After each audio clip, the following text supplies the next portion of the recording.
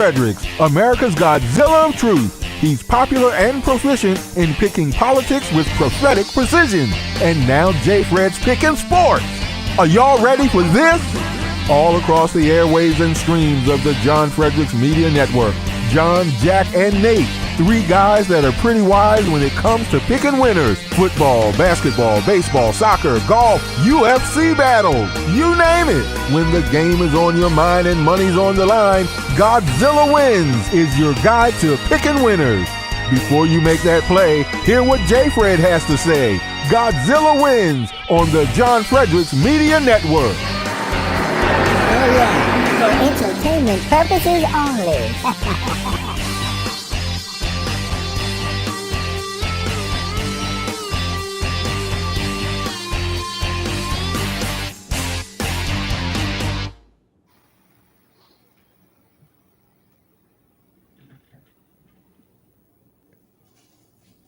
Good morning, everyone, and welcome to episode 125 of the Godzilla Wins Saturday Pick Show.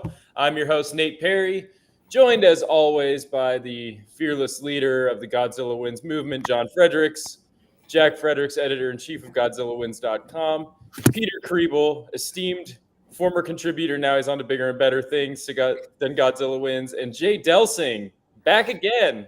We missed Jay. Let's go, Jay! Come on, boys, let's go. I'm tired of losing. I need some help. Let's go. Hey, I love the way you introduced us, the Godzilla Wins movement. This is a movement. You're right. It's a movement. I love it. I thought you'd love like it. I saw a smile come on immediately after that. We're all about Peter, how do you like being part of a sports movement? That's pretty cool. I'm honored. This is incredible. Peter's generating more momentum than we could hope to. Peter's the real movement here with that TikTok page. Okay. All right, we got a loaded show. We'll just get right into it. We got to talk about the end of the Oregon OSU game and the loophole rules change that got changed on Wednesday.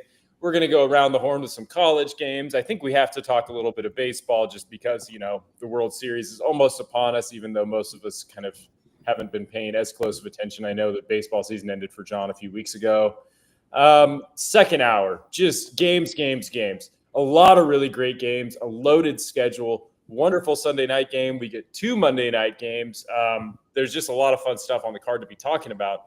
So, but let's just get right into it. We are trying to grow our socials. So please follow us at Godzilla Wins Big on Instagram, TikTok, Facebook, Twitter, everywhere that you can go. We got an account, Facebook, Godzilla Wins Big, please. Okay. This is a gambling show. We do give out some gambling picks, but it is for entertainment purposes only. If you have a gambling problem, please call 1-800-GAMBLER. If you live in Colorado, Illinois, Indiana, Louisiana, Maryland, Michigan, Nebraska, Ohio, Pennsylvania, Tennessee, Virginia, West Virginia, or Wyoming, visit gamblinghelpline-ma.org. If you're in Massachusetts, call 877-GHOPE-NY or text HOPE-NY. If you're in New York, call 1-800-NEXT-STEP in Arizona, 1-800-522-4700. If you're in Kansas or New Hampshire, 888-789-7777 or go to ccpg.org in Connecticut, 1-800-BETS-OFF if you're in Iowa, or visit opgr.org if you gamble in Oregon. All right. Let's get down to it. I mean, I've been texting with Jack about this all week, the Oregon game. End of the game, 10 seconds left, and Oregon says they've been thinking about a situation where they might have to do this. They roll 12 players out onto the field. They're more than happy to eat the five-yard penalty for having 12 men because it ran about 4 or 5 seconds off the clock, and a critical end of game situation basically made it so that OSU couldn't get their field goal crew out there, couldn't get close enough to field goal range in the time allowed. I'll start with Peter because Peter's sort of our guy on the ground for college football. I mean, did it ever occur to you that this would be a thing that someone exploited, just putting 12 men out there and just being like, we're fine with the 5-yard penalty? Like, screw it? Yeah, I mean, I've often wondered about an intentional holding penalty on defense, something like that, where, yeah, you take the 5 or 10-yard penalty, but, it closes the opportunity to create a big play. I mean, the Ravens did this years ago, holding intentionally on a punt in the end zone and took a safety on purpose and took like 15 seconds off the clock. So, yeah, it's definitely pushing the envelope and maybe not in the true spirit of the game. But it also wasn't the last play of the game. Like, and if Ohio State had their wits about them, then maybe they take a shot and have a free play off of that. Like, it wasn't totally risk free on Oregon's part. So yeah, I mean, it's definitely a little cheeky, but no, I don't think it's criminal or anything like that. Yeah, anybody just think that they're cheaters and they should be punished for this?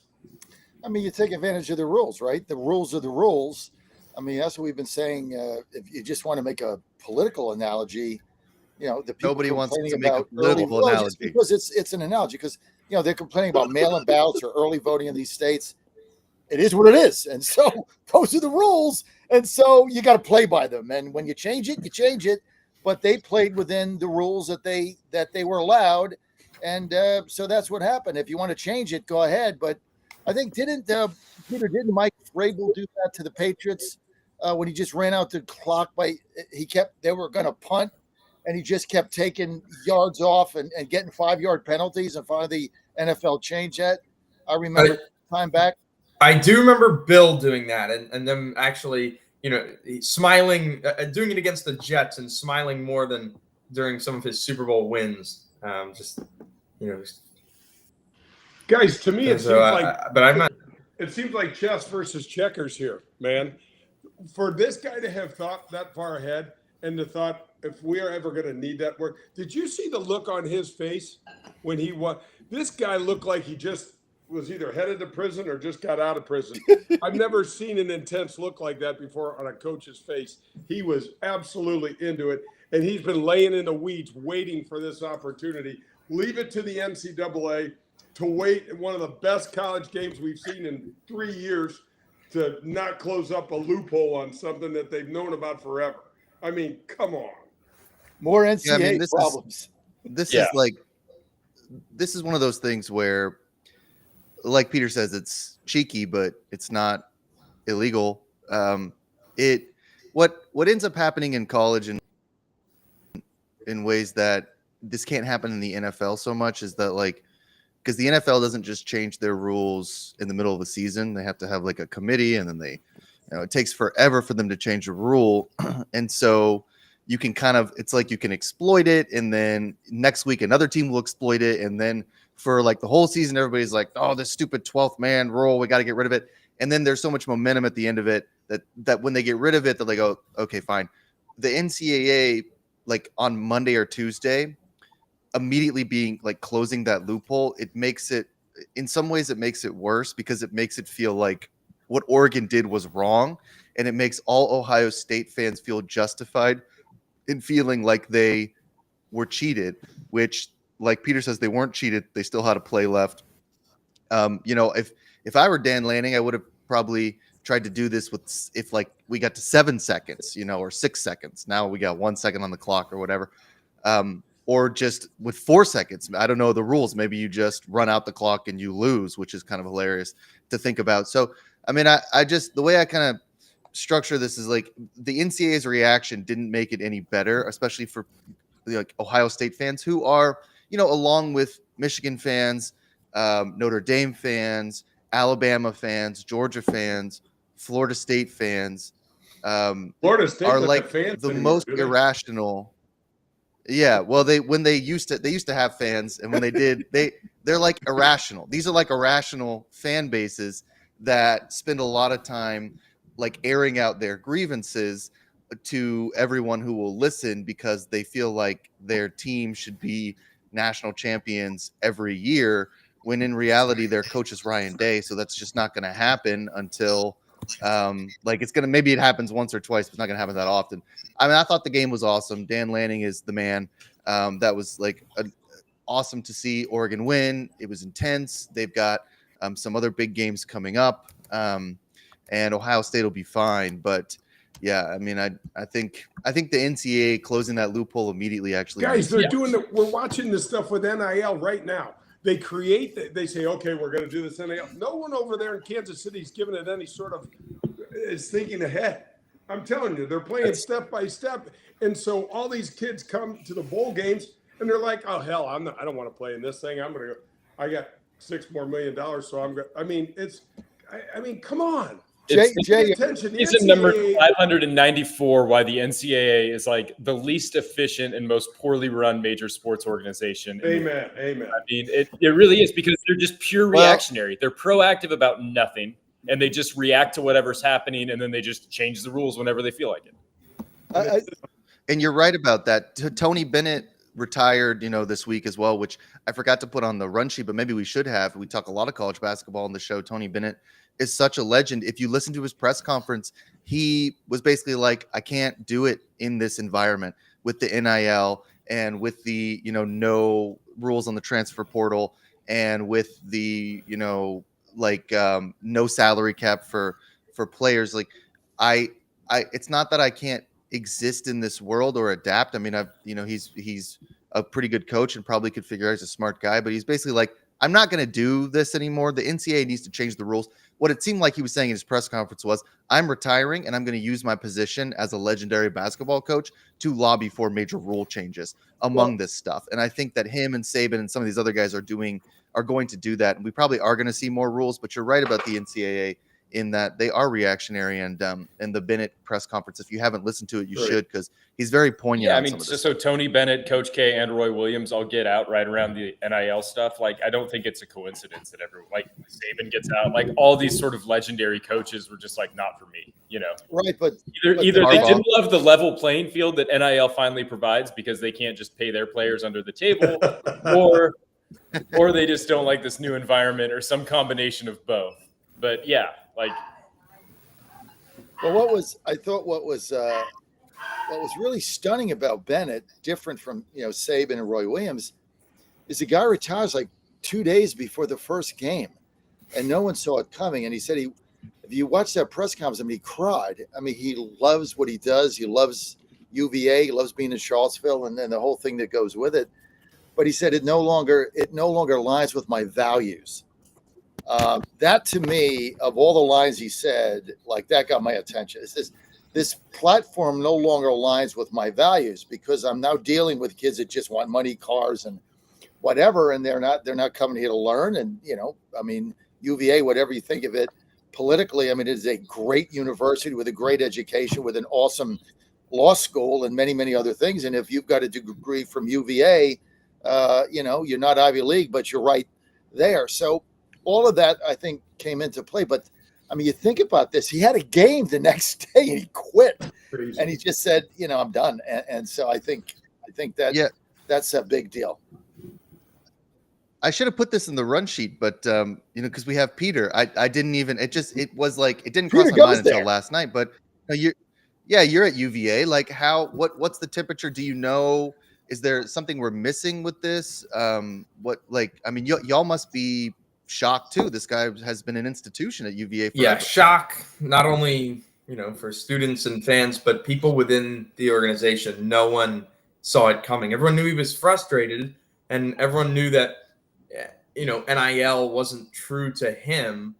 But yeah, it's weird timing because you don't want to do everything else outside of coaching, but now it's time to coach. The team is assembled. You might not like how it got done, but the season is here, and it seems like all you got, the job at this point is not different.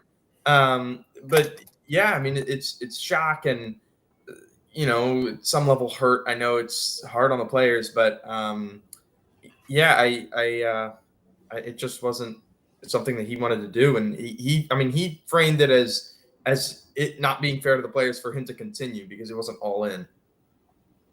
Peter, is there any sense that he bailed on the team? I mean, was there anything internal that he was telling somebody, like John said, how the hell do you walk out then? The timing is, I mean, it's almost like they leave you guys in a lurch. Yeah, I think in Charlottesville, it's odd, and then Tony Bennett is not far off. He's up there. So even the players look up to him so much that I don't think they understand. I mean, there's got to be some my initial thought was you recruit me, you tell me to come here, I'm getting paid, I still get to play. But yeah, it definitely, my initial thought was, man, that seems a little bit unfair to the players. But I think he made it clear to them why he was leaving, and then it's pretty good infrastructure in place with Ron Sanchez and some of the other guys in the program to do what, at least give them a similar experience. And he'll still be around. Was at least my impression of the presser. You know what was? Yeah, that last part is really important, Peter. I think when thinking about this stuff is like he's not going anywhere. Like he goes from standing on the court, on the sidelines to sitting behind the players on the bench. Like, I mean, it's not like his office is going anywhere. Maybe it goes from like the head coach, quote unquote, office to like a little bit further up the stairs or something. But he might not be the face of UVA, but just like Saban, right? Like, I mean, he's probably going to like unofficially run the basketball program for a number of years.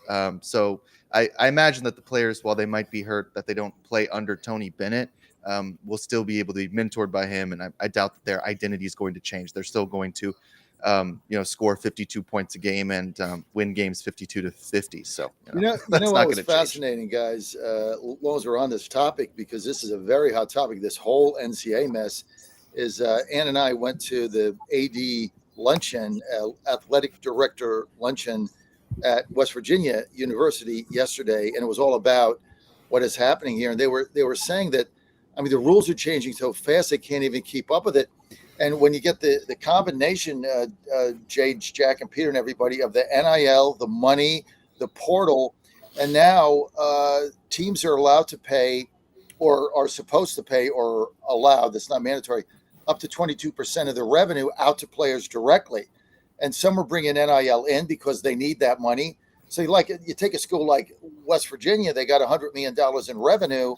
Well, they got to pay out $22 million. So you either got to raise $22 million to pay the players, or they've got to cut out $22 million, or a combo, neither of which they're able to do. And then you get to the scholarship thing. So it's like the rich get richer and the poor get poorer, because now they're opening up the scholarships, but a lot of teams can't afford the scholarships because that's money out of their pocket, and then they have Title IX. So the women's soccer coach was like brilliant. She said, I got 9 scholarships. I got to compete with Texas Christian that's going to get 27. I can't get 27. I just need 20. I don't need any money. I just need 27 scholarships. I can't compete. And so that is what is going on right now. It's an uneven playing field. And for some of the not top colleges, Ohio State, Michigan, et cetera, Penn State, with all the money, it's very hard now to compete. So you're going to have the elites, and then a second tier is basically what I saw. Well, and Nate, I know we got to move on, but I'll just say one last thing to kind of wrap this up.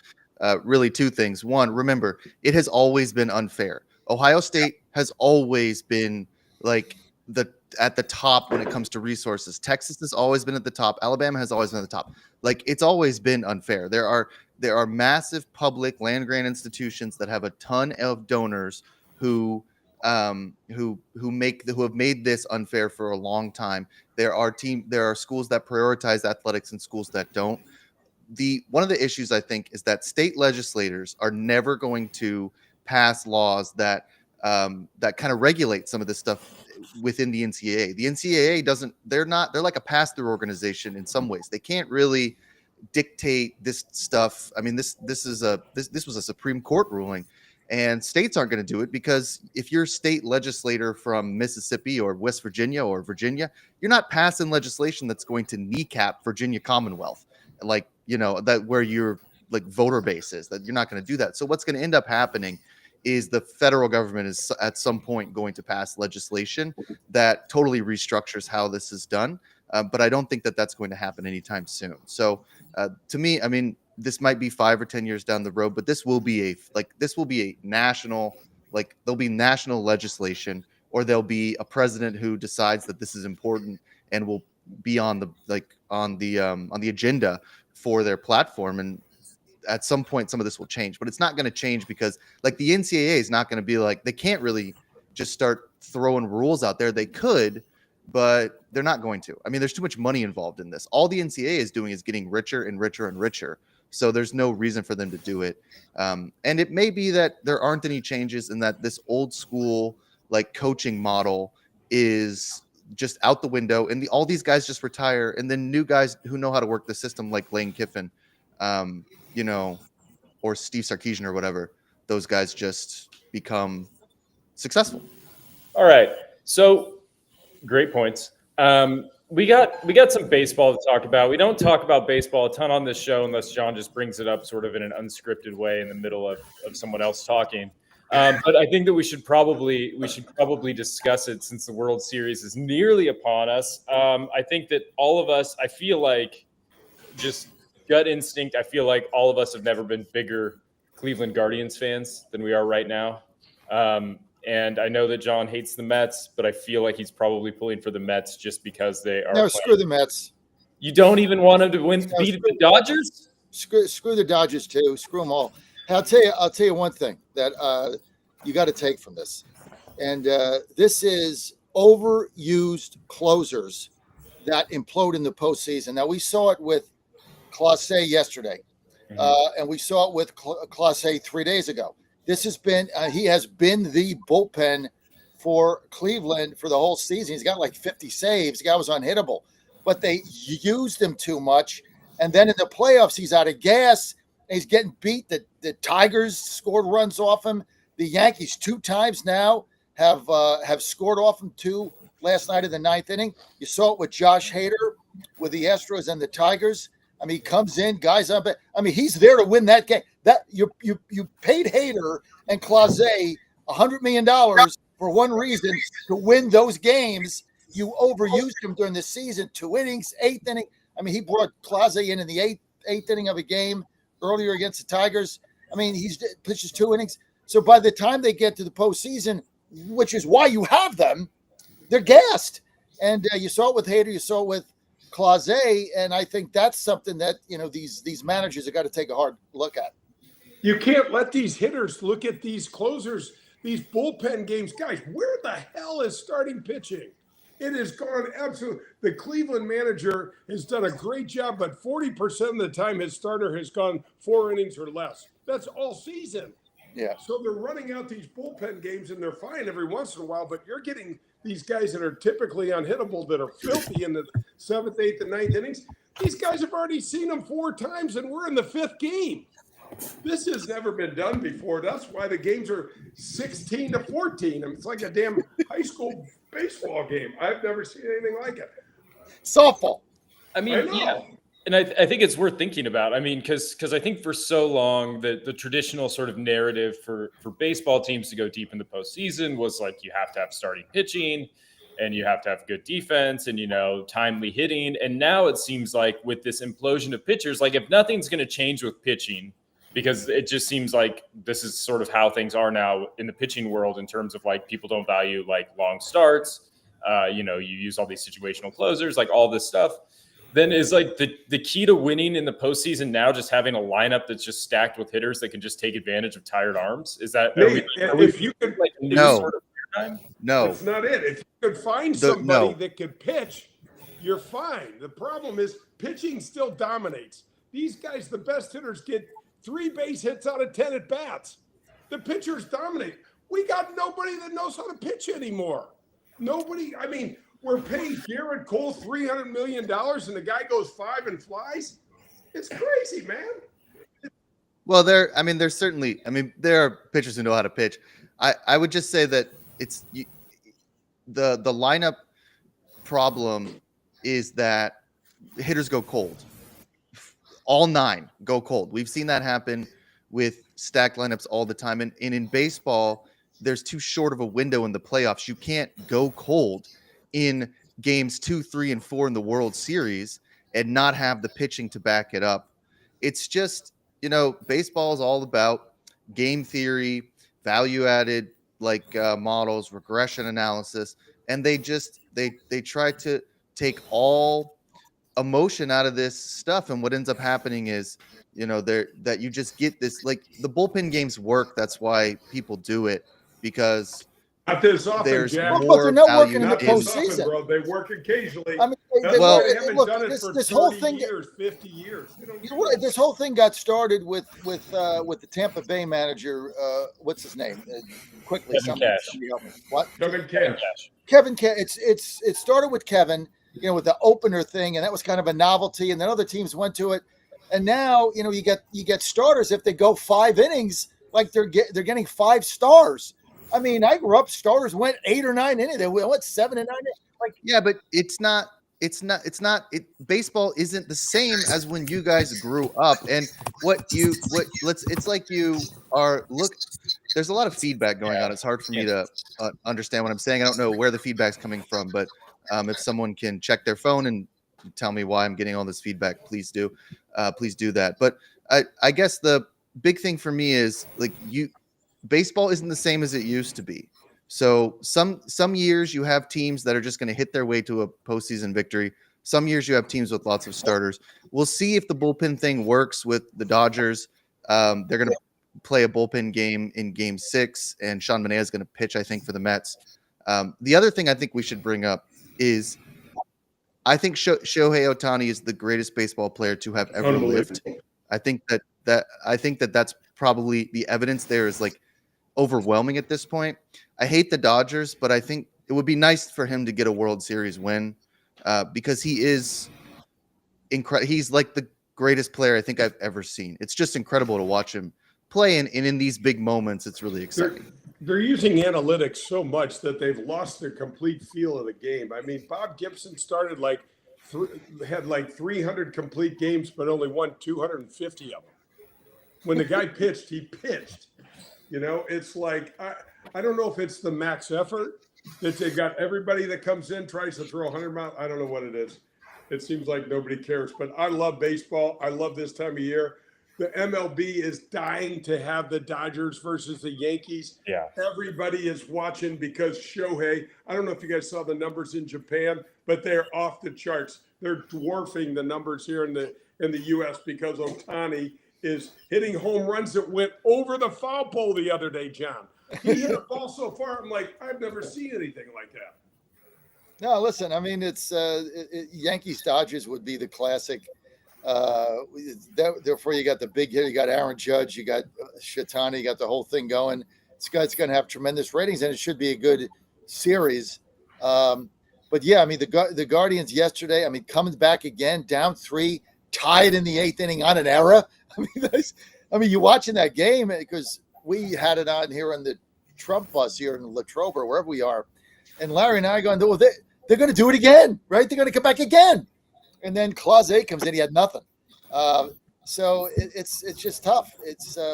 But we got to find something with these starting pitchers. I mean, guys going 4 innings and 5 innings, game after game. I mean, your bullpen, you get to the end, they're just done. So, Tampa Bay's been able to do it for a while. That's fizzled out. So we'll have to see what happens. But I'm with Jay. I mean, I used to watch Larry Durger with the Astros every time out. Him and Don Wilson went 9 innings. Didn't matter what the score was. They pitched 9 innings. I mean, that was your starting pitcher. And now it's like 4 innings, 3 innings, they're out. It's kind of the game has really changed. Yeah. I think the Mets still have a chance. I just want to put that out there. I think the Mets got a chance. They're scrappy. They're tough at Citi Field. The Dodgers. We've seen the Dodgers implode a lot. I don't think the Guardians have a chance. I think the Yankees are going to win that series. But I'm really pumped for. I think it's tonight's game, right? I'm really pumped for the game tonight because I think the Mets can do it. I would love a Subway Series. Subway Series would be fun. Why not? We're out, so I don't particularly give a rat's tail, but Subway Series, sure. I'm for that. Whatever. I think Mets and Dodgers are tomorrow, guys, and they go back to LA. Yeah, nice. All right. Okay. Well, that's enough baseball, I think. Yeah, I think we've handled baseball, and we're just going to get back into our sweet spot, which is breaking down some college football games. We're just going to go around the horn here. We're going to start off with a little Big Ten action, as we often do. Dan Angel's been writing up Indiana. They're 16th in the latest AP poll. They are 6-0. They're at home taking on Nebraska, who's 5-1 and basically an overtime away from being 6-0 as well. Nebraska looks like a pretty strong team in their own right. However, Indiana is a 6.5-point favorite. It seems like the market is probably as high as they'll ever be on Indiana right now. A lot of people are optimistic. Dan Angel frequently on the show as well. I mean, my thought, I'm just going to lead with my thought on this because I don't know if I understand all the Indiana hype because I just sit here and since Dan's not here to correct me, I can just do this on my own without him telling me I'm wrong. They have wins over Florida International, Western Illinois, UCLA, Charlotte, Maryland, and Northwestern. That doesn't feel like a strong 6-0 record to me based on those teams. And I'm not sure that Indiana is as good as we're sort of thinking they are. Like, I think that, they've gotten into this position where they might get 9 or 10 wins just because, they've played a really soft schedule at this point.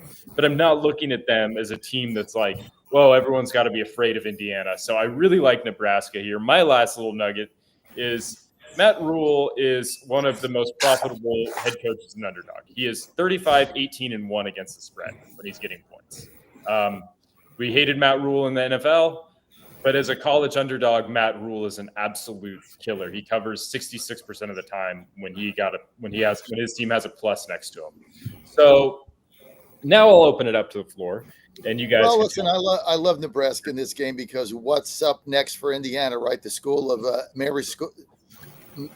Mary's Women's School, the Headless and Blind. What, College of Charleston? I mean, they haven't beaten anybody. You can sit there and say they're 5-0. They haven't beaten anybody of any substance. So I think they're going to get crushed in this game. I love Nebraska. I can't believe I'm getting points as an underdog. But I tell you what, Matt Rule needs, his whole team needs, going to win this game. They need to go to healthycell.com. I hope they got a good night's sleep last night with REM sleep because that's what they're going to need. And I tell you what, my bus driver here on the Trump bus, Larry, okay, it's taken me a while because, Larry's old school and he's stubborn. He takes what he takes. But I finally got him into REM sleep. Why? Because he doesn't have to buy it because I give it to him. So now he's like, last night, right? We're on the bus. He's like, dude, where's the REM sleep stash? I got to have my REM sleep. I said, oh, it's pretty good. I said, yeah, man, I go right to sleep. That stuff is the best ever. I have some in here, but I need send me more. I'm like, dude, what is this? Like a charity? Just go to healthycell.com/Godzilla, promo code Godzilla. You're going to get 20% off. Get your REM sleep. I tell you what, guys, you're going to take this. It's going to change your life. You're going to get the best night's sleep. You go to bed, take it 15 minutes, REM sleep before you sign off. 10 minutes, you're out, and then boom, you're going to get a great night's sleep. It supports all 4 stages of sleep. You're going to dream. Then you're going to jump out of bed whatever time you get up. Me at 4, I jump out of bed every day. I can't wait to get out of bed when I get up. That clock goes off. I'm fresh as a daisy, ready to go. Why? Because I got my REM sleep. I can change your life too. First of all, I can change it if you go to GodzillaWins.com and daily picks, but then I can really change it by giving you a good night's sleep. And all I got to do is go to healthycell.com/Godzilla, promo code Godzilla, 20% off. Get your REM sleep now. Live better, look better, feel better with Healthy Cell. You're running like a Healthy Cell pharmacy out of the Trump bus. We're handing them, just like, hey, what's them out like you? candy. Hey, yeah. Right, yeah. What's ailing you? I got some gel for you. It'll help. As far as Nebraska and Indiana go, I mean, in defense of Dan, right? Last week, Dan sat on here and was like, Indiana's not this good. They haven't beaten anybody. And what they do well this year that they haven't done well in the past, and this is the same with Nebraska, is turnover margin. So Nebraska in 2023, minus 17 in the turnover margin. This year, plus 6. I don't know Indiana's numbers, but I know that they're in the plus as well for the turnover margin. So Dan said multiple times, if Indiana controls the turnovers, if they're on the plus side of the turnovers, they can win the game. And I don't think that's going to happen against Nebraska. I like getting the points here too. I think this is probably the end of Indiana's run. But if it's not, I'm going to keep putting them on the run sheet because it's kind of fun to talk about. It's fun to talk about it, yeah. But at some point, it just feels like the market's just too high on Indiana, right? Like the more they win, like the more the market sort of just keeps trying to correct and set the line higher and higher and higher, and eventually the bottom has to fall out. Plus, guys, they're running up to points. They're scoring points like they're playing in a high school league, So I'm with you. I think it's too. It doesn't. The number seems really high. I love Nebraska. I'm betting Nebraska right now. There you go, Peter. You got any thoughts on this game? Yeah, I'm a little bit surprised. I mean, we can complain about Indiana's weak schedule, but they're crushing teams, and the offense has been really explosive. And one thing that jumped out to me is you look at from an efficiency standpoint, Rourke, their quarterback, is in the class of Kyler Murray, Baker Mayfield, and Joe Burrow in all their Heisman seasons statistically. I'm not buying that. I'm not saying he's even close to any of those players, but I mean, they've been good, and yeah, they've played who they've played, but give me Indiana. All right, one lone Indiana, and then a room full of probably losers with Nebraska. Let's talk about another game. We got number 7 ranked Alabama, a team that we have struggled to make any sense of. They beat Georgia one week, they lose to Vanderbilt the next, and then they played a nail biter against South Carolina the week after that. So Alabama's kind of been all over the place in terms of interesting finishes, especially the last couple of weeks with some sort of uncharacteristically weak performances. Tennessee is kind of, similar. They were, a pretty big favorite in the Arkansas game. They lost a couple of weeks ago. They, snuck past Florida. They beat OU. They played some sort of a soft non-conference. So it's a 7th and 11th ranked team. I don't know if either team can be trusted at this point. I don't know if we know enough about them. Tennessee seems to have some pretty real offensive issues. They seem to have some pretty real issues defending the pass. They struggled against Arkansas in that respect to sort of contain some long passing attempts. Alabama's just all over the map. I don't know what to make of either of these games. I mean, part of me just thinks don't overthink it and just take Alabama -3 against Tennessee. Like if there's a team that's more likely to stub its toe, it's probably Tennessee, but I don't know. What are your thoughts on this game, guys? Alabama owns Tennessee. Alabama owns Tennessee. I mean, they don't lose to Tennessee. I don't care, Saban or whatever. I mean, I was trying to pull up the overall record, but I can't get it. But this isn't, I think Tennessee, I know that they upset them at some point in the last 20 years, but it doesn't happen very often. They play every year because this is a huge rivalry. 39, and 7 all time. Yeah, 59, 39, 7 for Alabama. And if you go back to like just 2000, started, it's probably, that's probably a little bit lopsided since 2000. I mean, Tennessee has been a really good program up until Phil Fulmer, and then they had a lot of trouble. I love the 3-point spread here. I mean, this is a lot of value for an Alabama team that is really good. They beat Georgia. I know that they've been a mess. I know they lost to Vanderbilt, etc. They'll be fine. Like, they have a good coach. They're not going to lose this game. Tennessee's been really inconsistent. So I'll take the -3. I think that's a pretty good value bet. Peter? Yeah, this isn't a game that makes me nervous for Alabama because where have we seen Alabama struggle? It's been in games that they should win, clear, advantage, at least on paper, and they've stumbled, whether it was Vanderbilt or even South Carolina, where they didn't look super convincing. I think this game gives them, gets their attention and is a high-profile enough matchup to where we get, an Alabama team that's firing on all cylinders. I kind of think the same thing, Peter. I think that's a great point. You look at Alabama's schedule and it's loaded. Right, they've got marquee game, and then you look at Vanderbilt and you're like, wow. And South Carolina, I mean, 2 of the lesser knowns. I love the 3 points here. I mean, how many times in the last 10 years has Alabama ever been a dog? John, I love their coach too. John, give us a pick for Alabama. I love Alabama taking it 3. I mean, Tennessee got beat last week. They got upset. Alabama got upset. That was a letdown after the Georgia game. But you look at the Georgia game, I mean, they absolutely dominated the first half. This is a very, very powerful football team. And the fact that I'm going to get 3, I'm with Jay. How many times you get Alabama and 3 in an SEC game when the opponent's not Georgia? Not a lot. So I'm going to go. I got I'm loving the games. I make some money. I'm fired up about these games today. I love Nebraska. I love Alabama. There's another game on the card I love even more. So this is just one of those days. Sometimes you look at the football card, it's like, oh my God, oh my God, oh my God, oh my God. And then today it's like Christmas. I like this team. I like this team. I like this team. So you don't get this a lot, but I love Alabama. The 3, I think they win the whole game. Okay, so before we move on, I will say I'm a little bit nervous now about Alabama, and here's why. One of the things that we talk about on the show all the time, this is like a Godzilla wins a rule. This is a Nate rule that he's been doing for a long time. When a lower ranked team in the AP top 25 is a favorite, you take the favorite, because there's something that that the odds makers know that we don't know, and they're baiting us into taking Alabama plus money. Well, Because Alabama's they're minus whatever. 3. I mean, they're 7. Oh, I thought they were plus 3. See, this is y'all confused me because I thought, yeah. So I don't know why everybody was saying plus 3. I wanted to lay the 3 points, and then you guys started talking about how Alabama's an underdog. I think. Well, but the by rule by still John's stands. standard, minus 3 is like basically like not. I mean, that's a coin flip. I mean, he'd lay 7 It's or 8. like pick 'em. I mean, 3 up, 3 down is a pick 'em game because I'm going to bet the money line. It's not pick 'em. I always That's bet the field money. goal. 3. I That's just not bet. I take the dog. Or I bet. So to me, that's like a money line. I don't worry about field goals. I worry about picking the team that wins the game. 3, and I'm like, I don't worry about 3 points, 2 points. So somebody goes for a 2-point conversion. I want to win. I want to win the game, right? So that is my rule with football. Under 3 or over 3, I bet the money line because I want my team to win the game.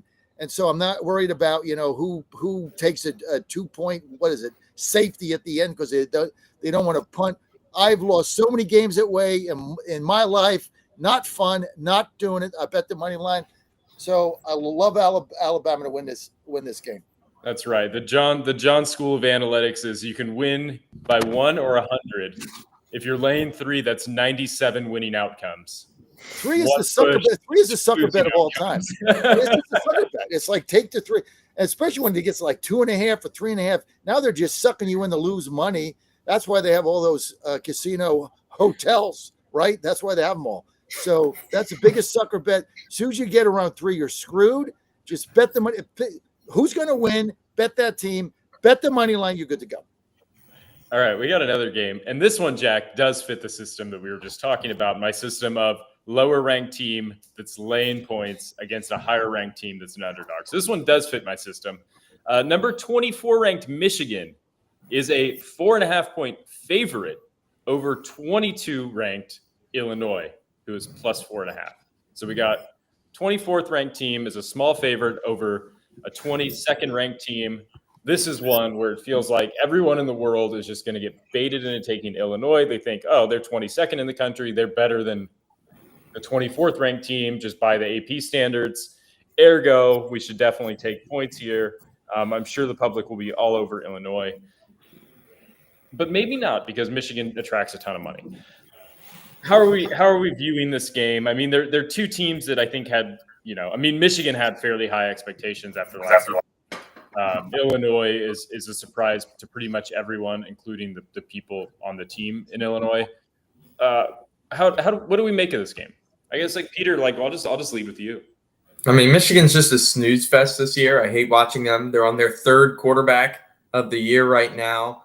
And so I think fatigue's not even the right word because it's not like everyone's talking about Michigan, but just seeing this, blue blood program that inspires absolutely no excitement at all. Everyone kind of wants Illinois to deliver that excitement and just kind of put Michigan away.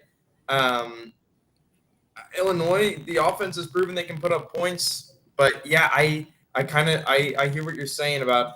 I mean, Michigan still you got to think has some of that structure remaining from a season ago, even if it has been disappointing. So yeah, I'll take Michigan in this one. I'm going to take the bait and take Illinois, and I don't know anything about Illinois. I just like them. I always have. I love when they're good. It doesn't make any sense why I would. I have no connection to Champaign or to Illinois as a as a football team, but I always just kind of like it when they're mixing it up and all of a sudden they're ranked. They've been, they've been pretty good the last couple of years, to be honest with you. Michigan is a snooze fest. They never score any points. Their defense is good, but they're boring. And maybe they totally implode, which is Michigan can do that. Like before Jim Harbaugh, they were a mess. And so like they can lose this game. System or not, Nate, I think you're right about that, but we're also pretty close, 22-24. I'm going to take the bait. I'm going to take I want the 4.5 because I'm just going to be rooting for Illinois. I might take them on the money line. Oh, wait. Stop. I mean, I need to do what is called an intervention. All right. This is an intervention. This is a father intervention. No, you suck at college football. You just were so articulate and so passionate about when there's a higher ranked, a lower ranked team that's the favorite. You always bet the favorite. You said that's been my Godzilla wins go-to forever. You were very passionate. I'm saying, boy, my son's really smart, man. That's why he's getting his doctorates, PhDs and stuff. He's smart. That's good. And then you turn around the very next game, you're doing the opposite of what you said. Well, I like them plus 150 on the money line, so I don't even want the points now. Now that I'm looking at it, like, I get 1.5 just for Illinois to win the game. And Peter convinced me because Michigan is awful, and they're awful to watch. I don't even want to root for their success. I want them to go away. Want to root for Michigan's success ever. No. If Illinois can stop the run, they're going to win. Yeah. They got to stop the run. They got to stop the run. Yeah. Watching Michigan win is like watching Jeff Bezos execute a successful stock trade. Like nobody wants to see the rich get richer. Like, that's just Michigan can lose for a while. I'm going with my son's theory because he's really smart. It's not my theory, it's Nate's. No, it's you. Well, whatever it is, you're the one that said it, so you own it. That's not how that works. That's not how that works. Yeah, you don't just get to take credit for ideas that are not yours because you said them on the radio. That's what you do. Like that's your strategy Monday through Friday. Yeah, but like on a lot of brilliant ideas. Yeah, no. On the Godzilla Wins show, we cite our sources like good researchers and academics. We do not just take credit for everything like you do. That's Monday through Friday. This is the weekend, so it's a little bit more rigorous here. I really would like to talk about Virginia, Clemson as well. Check me now. Are you going to fact check me? Peter, let's get to Clemson, Virginia, because I think that's a fun game. Wait, I got to give my pick. I love Michigan minus 4.5. Based on whatever Jack said earlier, that was very compelling. Okay. All right, let's move on. Peter, give us a breakdown for Virginia Clemson today. I mean, this is a big game, big ACC matchup, one of the bigger ones of the season, probably. For the Cavaliers, Clemson's 10th in the country. What do you expect today? Yeah, I think everyone is a little bit too low on Clemson, and it's just because of a really rough outing against Georgia in week 1. I don't know why anyone thought they were going to be competitive against Georgia. I mean, I get Clemson isn't any longer, the national championship contender that they once were, but gosh, I mean, everyone's going to lose to Georgia pretty much. There are 3 teams that can compete with Georgia. And is there another team in the ACC that would have done better than 34-3? Not as I see it. This is a really weak conference this year. So I don't like it for the Cavaliers. I mean, last week was a little bit disappointing because what they've been really good at this year is finding their rhythm in the game late in the game. And they did do that against Boston College and got the win. But then against Louisville, they took the lead and then blew it. And it felt like a step back for a program that, up until that point had taken a lot of steps forward. But just a little bit of a regression to the mean in a one-score game. But for winning has been defense and turnover-free offense. And that's just not going to be enough against Clemson. Clemson is too talented. You're going to have to put up points. They're without Terrell Harris once again, UVA that is. Chris Tyree's coming back, but I just don't think that they have the firepower to compete with Clemson. Yeah, and the firepower is like a real concern. I mean, like Virginia's got sort of a 4-2 record, which is like looks nice. It'll probably be bowl game eligible, maybe. if things keep trending well. But Clemson's like Peter said, like a real team, and the line reflects that. I mean, right now they're a 20 and a half point favorite. I don't think a lot of people are expecting Virginia to hang around this game for very long. Clemson is just beating the hell out of ACC teams. They've won by an average in conference of 25 and a half points. This line pretty much matches up with that, sort of what they've been doing to all the other ACC teams. So, yeah, I mean, my inclination is that Clemson probably, gets up early and just doesn't look back. But, So let me add a little intellectual flavor to this discussion, if I may challenge you guys, please. I can't even say that with a straight face. I'm sorry, I tried. So Coach Dabo Sweeney, right? So this is like the Tony Bennett. I don't know what you would call him. He's like not really the opposite, but he's the guy. Tony Bennett quits, right? He says, I can't deal with this. Doesn't fit my values. Dabo Swinney says, yeah, this sucks. Doesn't fit my values either. So I'm just going to go about business like I've done for 30 years. And I'm not going to go in a portal. I'm not going to get transfers. I'm not going to do this. I'm not going to give kids cars. I'm not going to do any of that. I'm going to do what I've been doing for 30 years. And if you want to come and play for me and you want to be around leaders and you want to build yourself up and character is important, then you come and play for me. But guess what? You're not getting the car. So, I mean, and when he got blown out by Georgia, we all sat here on this panel and we said, dude, time's up. It's time to retire. Like time is passing by. You're never going to be competitive. And now the guy's beating everybody by 25 points again. So, I mean, maybe, just maybe, he's one guy that bucks the system, and maybe there's an attraction there. I don't know. What do you guys think? I think that Dabo Sweeney's not old enough to retire. I mean, he's still got a lot of years to go. I do think with Dabo, I think his main strategy is to pray. I think that's his strategy. I think just, clasp your hands and pray to God that you can be competitive again, and God will deliver you from evil or whatever he thinks. So I think that's his main strategy. A real estate agent to college football coach after. Yeah.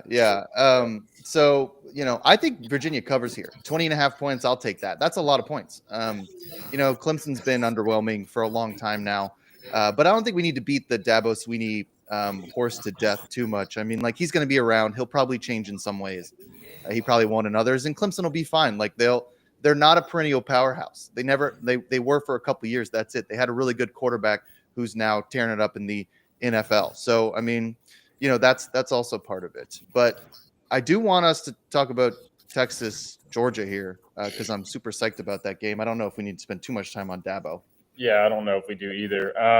I think that the game that if anyone's just waiting for us to get to a game, they've probably been waiting for this one. Yeah, but before that though, they need to get the college in, because before we go to the big game, do we all look great? Doesn't Jack look fantastic? He looks great. Ann looks great. Lucy's outside. She looks phenomenal. My whole team, they look great. Unbelievable. You know why they're taking college? We had this women's challenge in our company. All the women take it. There's a lot of estrogen that goes around in this company. Jay knows, right? Jay is a lot. I mean, I take orders from multiple women on the same day in the same hour. It's just, you got to be at the top of your game for this, Jay. Chicks are running this thing. I mean, they're out there now bossing me around, telling me what to do. That's my whole life. But hey, I'm on collagen, so I'm great. All you got to do, you want to look better and feel better. This is the greatest thing I've ever taken, along with REM sleep, because your body needs collagen. It depletes it out as you get older. Jay knows that. Nate, you're going to find out. You get older, it depletes out. And then you got to get it replenished. Now, the old days, you ate meat, you ate bone broth or something. There's this Frankenstein meat today. The cows are grazed on corporate farms. They don't get pasture. Forget all that stuff. That's why you get this collagen. 2 weeks, you're going to feel better. It's better for your joints. But you're going to look better, get a glow to you. Kind of unbelievable. Everybody that's on it loves it, and it's affordable. That's the whole thing. Now, all you got to do is go to getnativepath.com/Godzilla. There is no promo code. Get Native Path. Do it now. Getnativepath.com/Godzilla. You can get collagen for as low as $21. You put 2 scoops a day in your coffee. I got my second scoop in here. I got multiple cups. This is my Astro cup. I got my second scoop. I just put 2 scoops in. Black coffee. I don't take cream. I stir it up. I got my frother, Jay. I'm good to go. I do it every day. I feel better. All I got to do is go to $21. I mean, how are you going to beat that? Look, if you don't like it, don't order it again, right? But everybody reorders it because you take it for 2 weeks. It's going to really make a difference. All you got to do, if Ann was here, she'd say the same thing. Any of my employees, Larry just came in, collagen, right? Larry loves it. Lucy, we're all on it. GetNativePath.com/Godzilla. As low as $21, get 45% off. Do it now. And a sponsor of Godzilla Wins. Great people, great company, great product. Jay, am I Oh, right? no, absolutely. I started with their krill oil and their collagen stuff for my hands, especially from all the golf and everything I played. And look at these wrinkles. I'm looking to try to get some of these wrinkles filled in. That collagen, it's on its way. It's got a lot of work to do with me, but it's on its way. They're telling me it's going to help. I feel way better. Check it out. And the other thing is there's no taste. You take the krill oil, you don't have any of that fishy taste. The collagen, you pop it right in your coffee or your tea or whatever. Easy peasy. Try it. Jay, before we get to Texas, how's your daughter? Oh, she's doing better. She's back at school. Thank you for asking. The good news is, John, she's 21, so she's healing and she's better. Still got a few concussion things going on, but the eye is healing. The doctors say she's good. Thank you for asking. Yeah. Thank you, guys. Wonderful. All right. 5th ranked Georgia playing number 1 ranked Texas. I'm not gonna give you a big spiel here. We got about 3 minutes to run through these picks.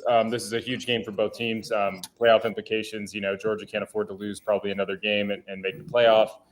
Texas has looked unbelievable. Let's just go around the horn and get some picks in on this game in the next few minutes. I mean, this is a huge game. So if we need to bleed it into 10 o'clock too, Nate, if you want to do that, I think that's fine. We can, we should have we have a lot of time at that 10 o'clock, but I hate to give short shrift this game because it's going to be so incredible. I mean, this is Texas trying to solidify the thing that Texas always says, which is that they're back. But what Texas can't do is beat a really good team. They beat sort of good teams. That Michigan game doesn't look nearly as impressive, I think, as it did earlier in the season.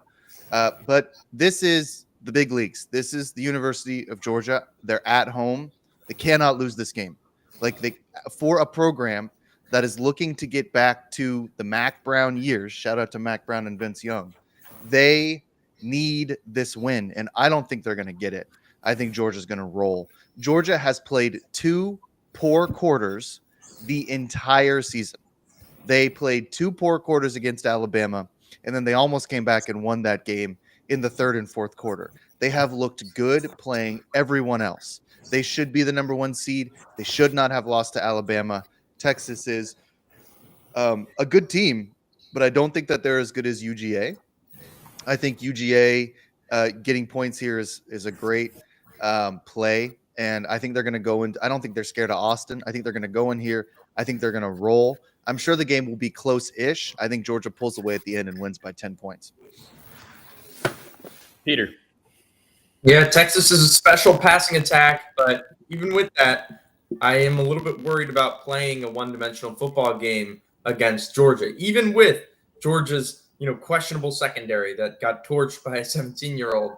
I am a little bit wary of that, and I think that Texas is new to the SEC, and the SEC run game is different, and I got to think that Georgia, in a desperate spot, gets the win. All right, we're gonna pick this game back up at the top of the hour for our NFL segment, definitely. But we are approaching our little break, and I think this is probably a good time to tell you to follow us on all of our socials. Follow us at Godzilla Wins Big on X, Instagram, TikTok, Twitter. We're on everything. We'll be posting our best bets segment after the show today. We're going to record that right after the show, so that'll be live on TikTok. Get you some winners. We'll see you at the top of the hour to talk NFL and continue our UT Georgia conversation.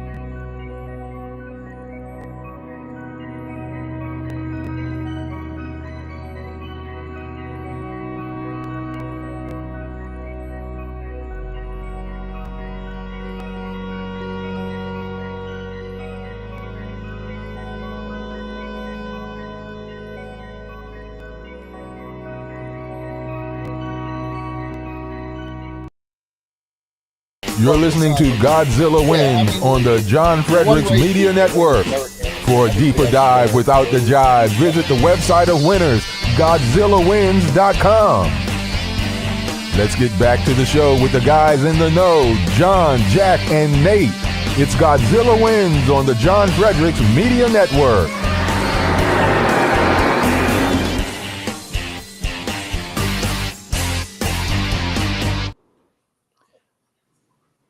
Welcome to hour 2 of the Godzilla Wins Saturday Pick Show. We're back. We're talking NFL. We are talking, we're going to finish talking UT Georgia at the top, but we're at the top of the hour and we are resetting and I am distracted. And we have to do some live reads because, first of all, this is a gambling show. We give out some gambling picks. We're going to give out a lot of gambling picks in the next hour or so. It's for entertainment purposes only. And if you have a gambling problem, you need to give 1-800-GAMBLER a call if you live in Colorado, Illinois, Indiana, Louisiana, Maryland, Michigan, Nebraska, Ohio, Pennsylvania, Tennessee, Virginia, West Virginia, or Wyoming.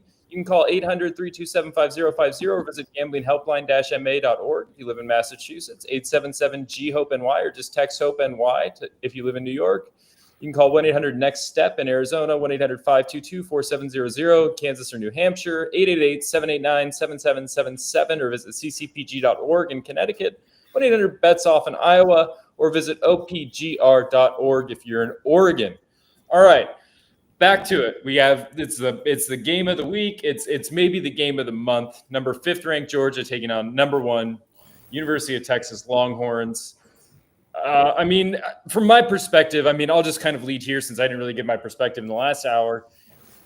UT hasn't played a very challenging schedule. It's 82nd. I think that some of those criticisms are real, and I think that Georgia is a team that has played a tough schedule already. The Bama game they learned from. I think there's a real experience edge in terms of just the culture that Georgia brings into this game.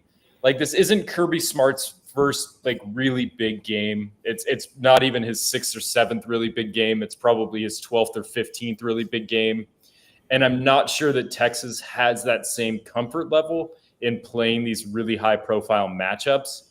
Thus, I am inclined to take 4.5 points with Georgia in this game, just because I feel like the experience factor is going to be real for Georgia. And it's worth noting that, as Peter was talking about, the passing attack has been awesome for UT, but Isaiah Bond is hurt for this game. It looks like he's not going to play, which is definitely sort of, could potentially slow down a little bit of their passing attack. Maybe not having that outrageous talent on the field.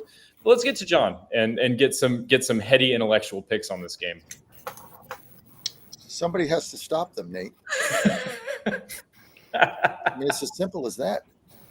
Who's going to stop them? Georgia? Well, they couldn't stop a teenager in Alabama throwing for 500 yards or something. Guys, 18? Who is going to stop this team? Until somebody can show me that they have the ability to stop the Texas Longhorns, I'm not going to try to figure it out. Here's what I'm going to try to figure out: how to win money today. And I'm going to win money by betting Texas until somebody stops them. Maybe Georgia wins this game. Maybe I lose. I don't know. But I tell you what, at home, if you want to be the big dog, if you want to come in and you got Georgia protecting their house in the SEC, you want to come in and you want to beat your chest and tell everybody how great you are, right? And you want to be Starkazian running around with all the swagger and all the stuff he's got going on, all the swag and all that, you're going to have to go at home and you're going to have to beat the dogs. And if you don't do that, your whole team's just full of crap. I think there's a lot riding on this Texas game today, and I think they're a better team, and I think they win, and I don't think it's going to be close. Why did you take off your glasses for that pick? What are you like removing your glasses? I don't like to wear. Those are my reading glasses, and so when I'm not reading something, I don't need them. But I didn't know you read anything. This is a very 3 serious. people wearing glasses, and this is too much. 2 is the max. So John, I gotta wear. I can't see. Look, I can't drive down the road and see the speedometer without putting my glasses. That's how bad my eyes are. Just wait till they have to deal with all this stuff. Hey, thanks, Jay. Sure. Hey, guess what? Larry just brought me a cup of Larry's special coffee. Thank you, Larry. How's things going out there with Guys, the? I can't wait to see the physical. Who's going to be the more physical team? Who is going to dominate in the trenches? That's what I'm looking for. Looking forward to. Does a little bit of the edge go to Kirby Smart because he's been in these games before? Perhaps. That Texas, the stadium is going to be nutty. I want to also see what Texas's secondary is going to be like against the passing attack against Georgia, because they haven't played anybody that can move the ball like Georgia can. So I don't know. I don't know. I'm inclined to take the points here just because it's more than a kick. It's more than a field goal. But I don't know. But I'm hoping it's going to be a great game to watch. It's worth noting that this is a tough situational spot for Texas. Red River rivalry was last week. They have historically struggled the week after the Red River rivalry. It's a big game that they get up for. It's a hugely emotional game playing Oklahoma. In 2021, immediately after the Red River game, they lost to Oklahoma State. In 2022 and 2023, they were big favorites over Iowa State and Houston and barely snuck out with wins. They don't just come out and just dismantle opponents the week after playing in this Red River game. So it's also worth sort of noting that what was the score in that game last week? It was a blowout. I mean, there's a lot of those games. No, but those trends were tough games. No, those trends are real. No, those trends are real. Like even when a blowout, it's emotional. Like that area of the country, emotional that's all they care about. Letdown. Yeah, and Nate is also right about the big game thing. Like Texas, this is Georgia's second biggest game in 3 weeks. I mean, they just did this a couple weeks ago at Alabama. Texas doesn't and lost. They don't do this all the time. Georgia's going to win this game. I think. I love getting the points here. They're not going to get blown out, so I like the you guys beating up on Texas, man. You got to be eating lots of crow at about 10:30 p.m. That's fine. I'll gloat. All right, we're just gonna. I think we're gonna switch gears a little bit here. I think that we've handled enough college football. I think that we are going to transition to the NFL. We have a lot of big NFL news to cover. We're breaking down some games. We're going to talk about Davante Adams getting traded to the Jets. First, we are going to let Peter just tell us a little bit of something that he's been thinking about in the NFL. He watches all the games. He's always got some deep thoughts. Peter, what sort of in particular have you been thinking about in the NFL this week that you kind of want to talk about on air? Yeah, so the story of the week was Davante Adams being a New York Jet. And so the question is, right, the Jets, who have had a new scapegoat every single week, is this going to be the move that finally gets them over the top? And one area where the Jets offense has really struggled this year is against the blitz. And I mentioned it last week about, when could you ever get away with blitzing Aaron Rodgers? That was a pipe dream for defensive coordinators when he was on the Packers. But this year, 27th in EPA per play when facing the blitz. Compare that to 8th in 2021, 2nd in 2020 when he went into his MVP seasons. So clearly something is at play where this Packers offense, or Jets offense, they're looking like the Packers now, is just not up to defending it. And so I went through and I watched all of his snaps versus the blitz this year, and I came away with a few really struggling. And the first, where Davante will be able to help, is some of the receiving abilities or lack thereof, lack of separation, lack of recognition. Struggles to catch the football. And so additionally, it's this lack of trust. And so there are so many plays where Rodgers is expecting, Tyler Conklin to stay in and block on a bubble screen, but he goes over the middle on a slant, and it's just Rodgers throwing his hands up. And Rodgers isn't the player that he was in Green Bay from a mobility standpoint. Like, he's a statue relative to the rest of the NFL. So now all these little errors that maybe he would have covered up with athleticism, it's out the window, right? Everything is just transparent, and everything has to be effective and timed up to perfection. So Adams comes in, and Mike Williams can't separate. Adams can separate. Alan Lazard has struggled to catch the football. Adams will catch the football. And most importantly, it just kicks everyone down a spot on the depth chart. Like, Garrett Wilson as a number 2 receiver is incredible. up there with some of the best. I mean, you're thinking about Devontae Smith, maybe Jalen Waddle. Garrett Wilson, taking some pressure off of him is just going to be huge. And just the timing of everything and the trust, because Rodgers isn't willing to bring these players along. So having a guy that he trusts who's actually, physically on par, I think could be the thing that moves this Jets offense over the top. Peter, what do you think of the offensive line? I mean, we've seen it before, man. That pressure plays in the NFL. It actually plays anywhere, but especially in the NFL. And if you don't you remember how good Burrow was, and then all of a sudden, all of the guys in their O-line on the Bengals all got hurt. And it was like, opening the floodgates for Burrow to get, sacked every time. What do you think of the offensive line? Because it is improved at the Jets, but it's still not great. Yeah, so they made the moves, whether it be bringing in Tyron Smith and Morgan Moses, but in true Jets fashion, they get Tyron Smith the year he looks like the age that he is, right? He falls off. He doesn't look good in pass protection.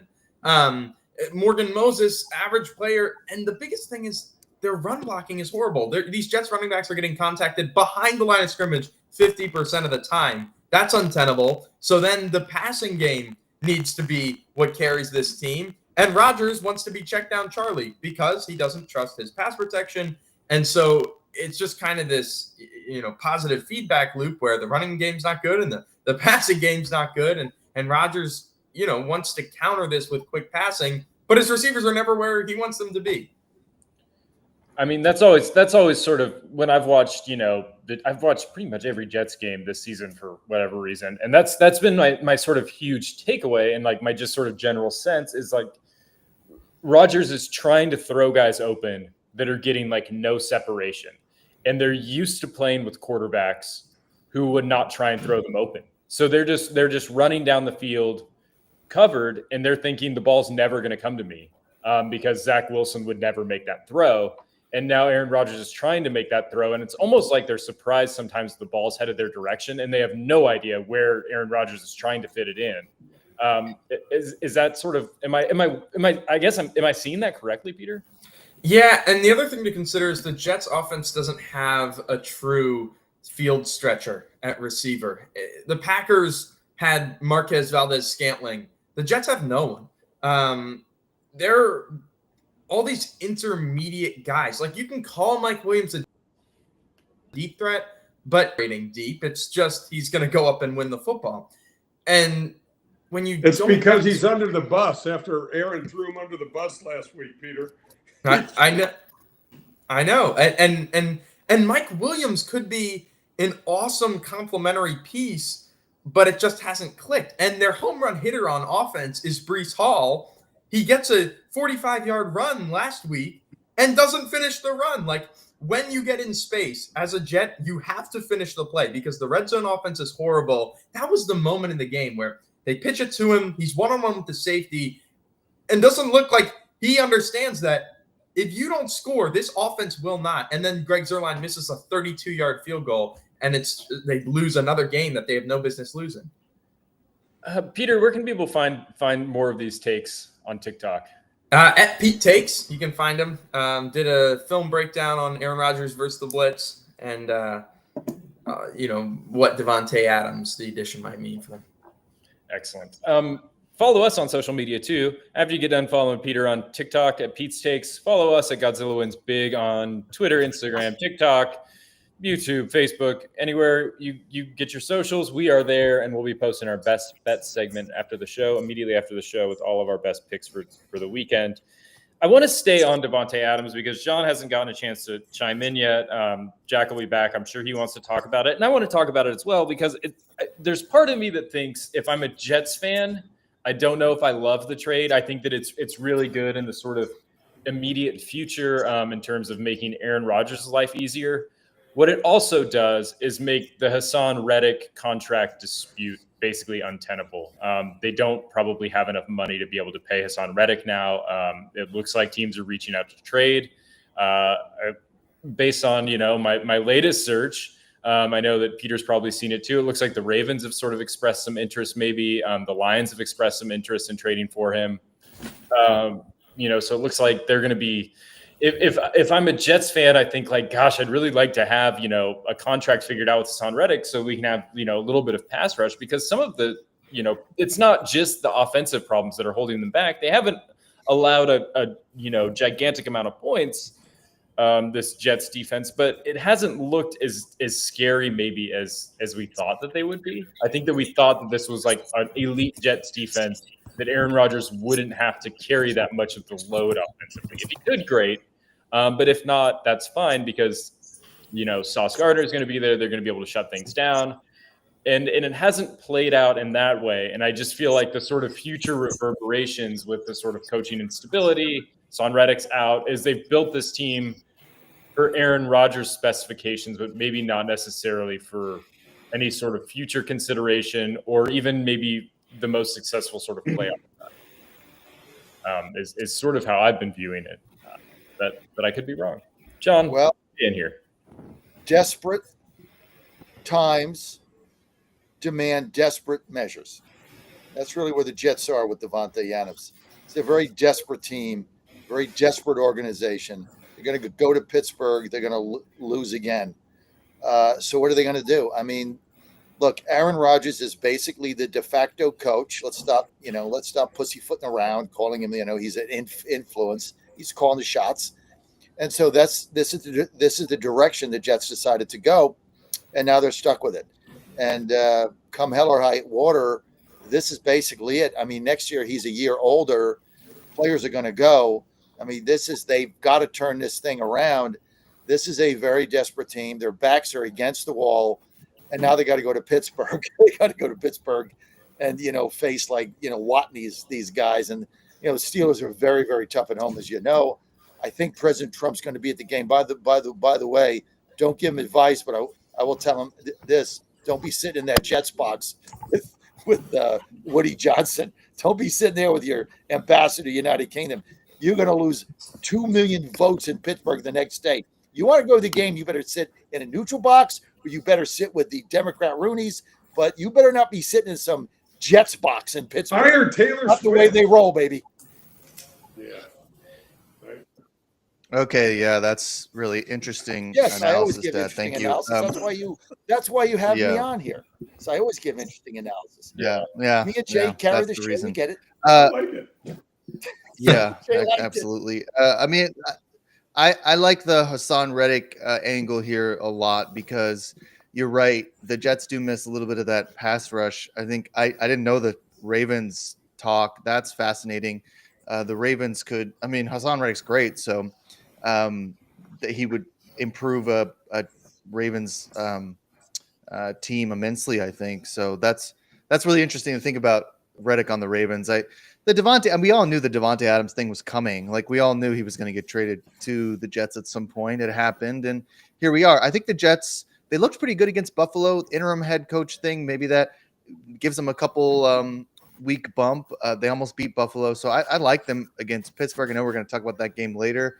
I think Adams and Rodgers reuniting is going to be good for that offense. And the Jets overall defensively, even though they do miss Reddick, they are still pretty tough defensive unit. So I really like them against the Steelers, and I think that this is going to re-energize the Jets. 2-4 is not. Oh, it's not 0. Is that what they are? 2-4, I think. It's not 0-4. It's not 1-5. So they string together a couple wins. All of a sudden, they're 4-4, and we're talking about a Jets team that is right there in the playoff conversation. So I like the trade. I'm glad they did it, and I think the Jets are going to be a lot more competitive now with a receiver that Rodgers can throw to. All right, let's get to some games, because these games are phenomenal, and I know that we're going to spend a lot of time on them. And there's a lot of good things to talk about. We're just going to lead. John didn't get to talk about the Falcons last week. We're just going to lead with an all-bird matchup here. We got the Seahawks taking on the Falcons. The Seahawks have been struggling a little bit lately. They went from 3-0 to 3-3 pretty quickly. I was pretty optimistic about the Seahawks' chances. They've looked to be sort of taking a step back. Falcons have looked pretty decent to start the season, coming in at 4-2. Atlanta's a 3-point favorite. I can't quit the Seahawks or see them clearly. I still think they're a good team. I still think they're a solidly playoff team. But I just don't know what to make of this game from a handicapping perspective. Maybe you guys can help me out. Yeah, I love the Dirty Birds here. I love Atlanta in this game. I think they're going to win it. I think they're going to win it handily. I love watching this team play. I mean, look, I'm a Titans fan. We suck. I get it. My quarterback is a clown, but I love watching Atlanta play. Like I now watch their games on the NFL Ticket on YouTube TV. I love their defense. I love their coach. I love Cousins. I mean, Cousins has been winning games or losing games with 2 minutes to go for 7 years. That's all he does. He can turn the game on in the final 2 minutes and see what Kirk Cousins is going to do. So I love this team. They run the ball. It's old school stuff. And then they turn around one game and Cousins throws for 500 yards. I mean, you can't figure them out. It's a fun team to watch. I think they're going to win that conference, whatever it is, the division they're in. I think eventually they beat Tampa. They're going to go to the playoffs and maybe win a playoff game or two. So this is a fun team to watch. Seahawks, they look older. They just don't look good to me the last couple of days. So I love the Falcons here. And the other thing is, you guys got to mention it. That Thursday night game, I mean, the Saints quit. I mean, they just quit on Dennis Allen. It's like, you suck, coach. We're not playing for you. We're at home on national TV. We won 2 games. Now we're all hurt. Screw you, Dennis Allen. I mean, was that a debacle for them? Now they were what, 2-0, now they're 2-5, and they quit. They don't want to play for their coach. Really sad. Sad. Hashtag sad. I mean, we don't need to get too much into that, but I mean, they were playing with their backup quarterback too. I mean, that's just how things go in the NFL when you don't have your on Thursday night. I mean, that's just like how that goes. Guys, like, Thursday night, playing on dude, if I Thursday had to night's almost a curse. It's like either you're back up, Just get wonky games. Everybody is hurt, and the games are awful. I'd be quitting on Thursday night too. That's like, as a football player, I'd be so mad every time I got to play on Thursday night. I'd just be going through the motions. As far as the Falcons go, I mean, I think they can win the game for sure, but Dad brings up an important point. The Falcons seem to win every game right now in overtime or by 1 point at the end of the game, kick a field goal and win, or score a touchdown and win. So I'm gonna always take the dog because they're not beating anyone by handily. So I don't know why they all of a sudden would beat the Seahawks by 7 and cover. I mean, I don't know what their record is ATS, but I'm just going to take the dog until they start winning games by more than 2 points. And it's worth noting that Seattle is getting healthier defensively. They get some linebackers back, and it's also worth noting that Kirk Cousins has played pretty well, but he still struggles with mobility stuff, and in much the same way that Rodgers does, coming off his Achilles tear as well. So there's a chance that Seattle's sort of getting healthier defense could present some problems to Kirk Cousins and his lack of mobility, but Seattle, I just cannot see clearly. Peter? Yeah, Seattle's in a full slide at this point. I think their run defense, as you saw against the 49ers, knew that they needed a stop, couldn't get one. And that's what Atlanta is at least built to be good at. They've underperformed a little bit in that regard, but between Algier and Robinson, that's going to pose some challenges for Seattle, certainly. The other thing to consider is Mike McDonald's a very zone-heavy coordinator. I mean, sim pressures and off of that, but it's probably geared towards another Kirk Cousins week of success just because he can sit back and predict where players will go and play a cerebral brand of football and just kind of pick them apart. So I have this, underlying feeling of, man, do I really trust the Falcons? Can an NFC South team actually deliver and separate against the middle of the pack teams when they need to? I'm going to say the Falcons do, but gosh, it does concern me. Jay, did you want to weigh in on this game? Seattle's got to get their players back, man. Before Geno Smith, I don't know. I'm not a fan. He looks great against Detroit, right? His numbers against Detroit are phenomenal.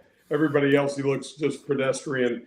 They got to get some defense. They got to get players back on the defensive end. Guys, this game is nothing for me. I mean, it looks like a typical NFL game. It's a 3-point game. It's going to be like I don't know who. Let's try a different game. Okay, Jay, you let said me, it though. Let me help Jay out here. Let me put this in perspective. What you said earlier. You said you miss Bob Gibson, right? He went 9 innings, no matter what. But Kirk Cousins is like your old Bob Gibson, right? He stands in a pocket and passes the football, or he hands it off. Doesn't run around. He doesn't do run up, pass options. He just drops back. He stands in a pocket and he throws the football, just like they did 35 years ago. Like the game's like he's just so old school. It's just fun watching a guy. He doesn't run, just drops back, finds somebody open, throws the football. I mean, it is funny to watch Kirk Cousins when football, the NFL has evolved with all these quarterbacks and runners and this and that, run pass option. Here's Kirk Cousins, 5-step, 5 feet back, 5 drop back, steps up, throws a football. That's it. Takes a sack, goes back to the bench. I mean, it's funny, man. That's where you get the joy in the Falcons. But Jay, you said it, hitting on Gino there. The statistically the best quarterback when kept clean. Yeah. In terms of efficiency, and then falls to 21st when under pressure. And Seattle's offensive line is bad, so that's why you do get sometimes the Jekyll and Hyde performances from him. Yeah, great stat, Pete. Great stat. It is a great stat, and it's borne true. I mean, that was kind of the reason that I was a little bit optimistic about Seattle. Was just I wasn't sure if Atlanta was going to be able to get that much pressure on Geno, but the offensive line is so bad, it's really just hard to handicap that. Let's get to another game here. We'll talk about John's team, the Tennessee Titans. They're coming into this game rolling in with a record of 1-4. They are playing the Buffalo Bills, who are 4-2. Amidst the Devontae Adams trade, the trade that sort of went under the radar as that was making all the headlines, is the Bills went out and improved their wide receiving core with Amari Cooper, who, just walked out of the burning warehouse fire that is the Cleveland Browns. Credit to Amari for getting out when he could, because it is not going well in Cleveland right now. So, looking forward for him, to maybe win some meaningful games. It's not a dumpster fire anymore. It's a burning warehouse. Nate, that was beautiful. Bills are a 9.5-point favorite here. Tennessee has not looked good. Will Levis has not looked good. He posted basically just junk stats against a Colts defense that's not very good. Bills are a lot better than that. I mean, what do we make of this game? I mean, I feel like the Titans somebody called into my show the other day and said, hey, the Titans really suck, but here's the good news. They're not the Cleveland Browns. I guess you take solace in that, right? This game, 10, 12, 15, 25. They're going to get blown out. This game's not going to be close. You don't have a quarterback. You don't know where Will Levis is going to throw the ball. He had one drive in that game he had to make. He throws an interception into triple coverage with, 3 minutes to go and ends the game. The guy's just a clown show. And so, forget it. But I tell you what, I tell you what I'm going to do. I'm going to help out Amy because I love Amy, my owner. I'm going to help her out, right? I'm going to get a whole truckload. I'm getting Mike Lindell. This is a dumpster fire. I'm going to send a whole truckload of my pillows to Nissan Stadium and just dump them there. Maybe if they get a good night's sleep, they'll do a little bit better because they need my pillow bed. And I tell you what, right now, Mike Lindell's got the greatest My Pillow sale in the history of all time. $14.98. We got all of my pillows here on the bus. I got them. We got them all over the place. Jack's got them. Claire's got them. Ann's got them. We all got my pillows. This is like 85% off because you know what? Another big store dropped them because of his political views or something. My benefit, because I'm going to buy them at $14.98. Greatest My Pillow sale ever. Great sponsor of Godzilla Wins. Great friend of mine, Mike Lindell. He just sent 2 semis trucks down to Asheville. Didn't ask for a dime. Guy has no money. Sent him down there. He could give the shirt off his back. But right now, he's got to get these pillows out of there. He runs a cash business. Guys, no credit, no bank. Cash comes in, cash goes out. No cash comes in, no cash goes out.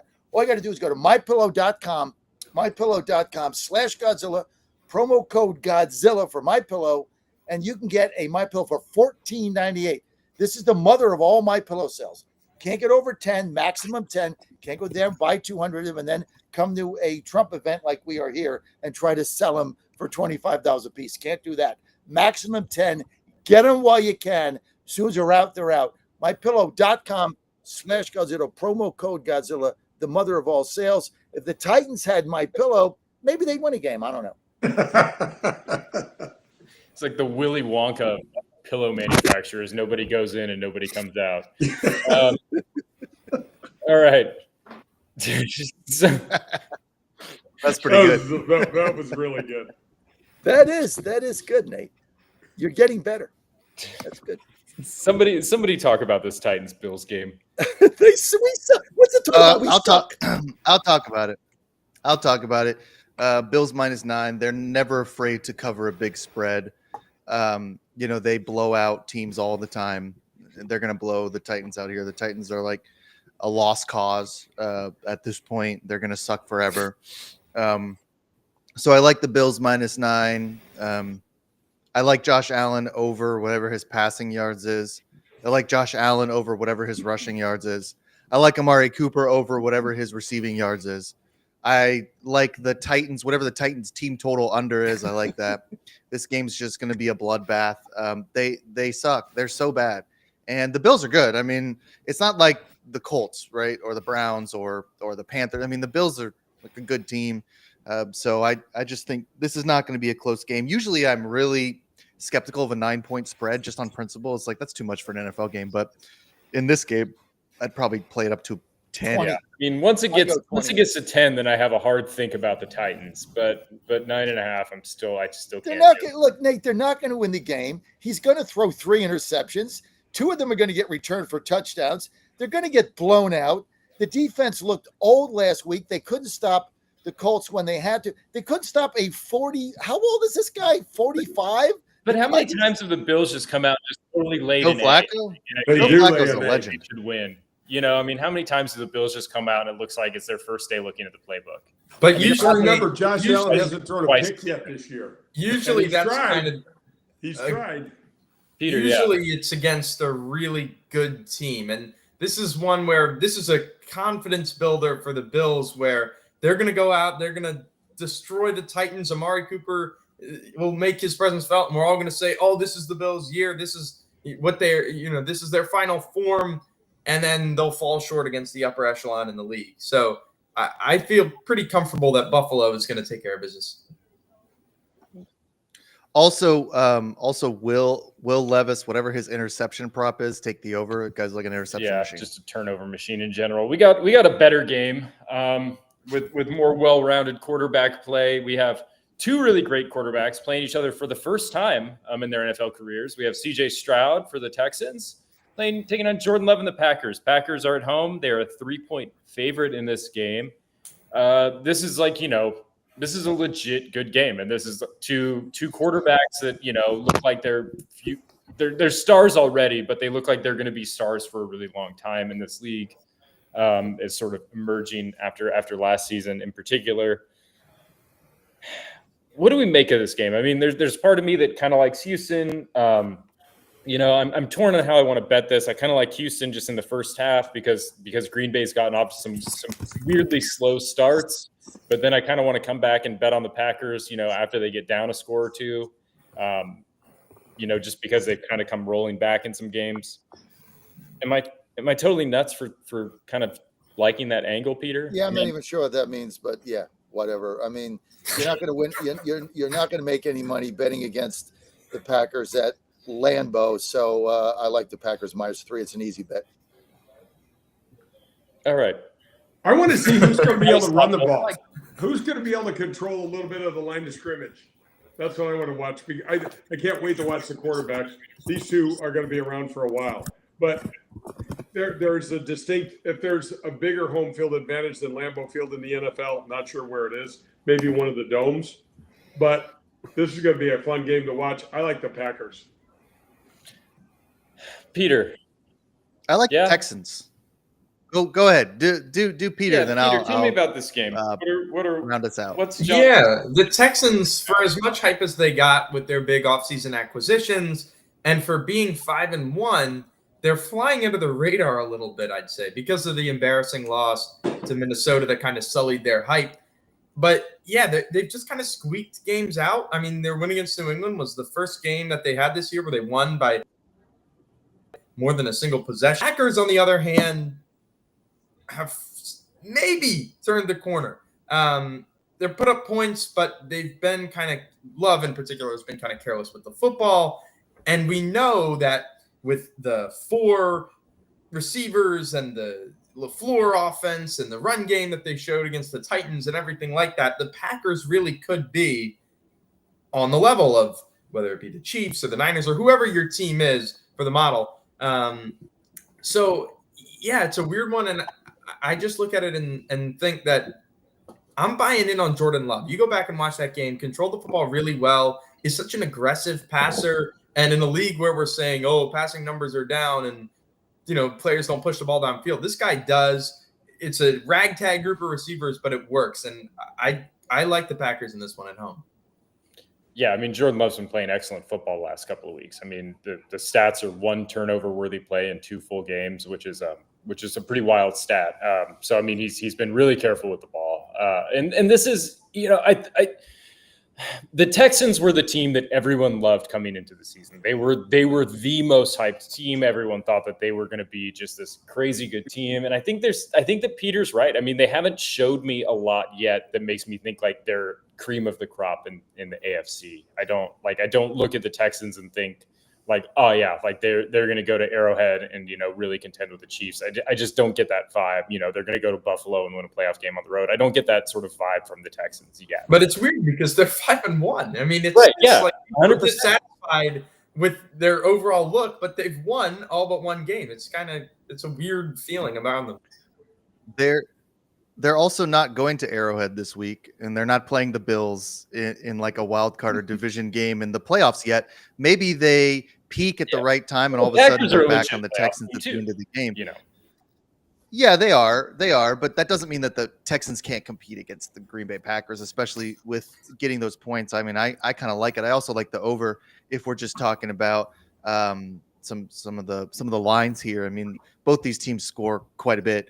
The Packers love to score. I mean, I love Jordan Love. I think he's incredible, and I think the Packers are going to be an elite team. But I'm still holding out a lot of confidence in Houston. I think Houston is a really good team. I think CJ Stroud is never scared of the moment. I think he shows up in big games. I love their coach.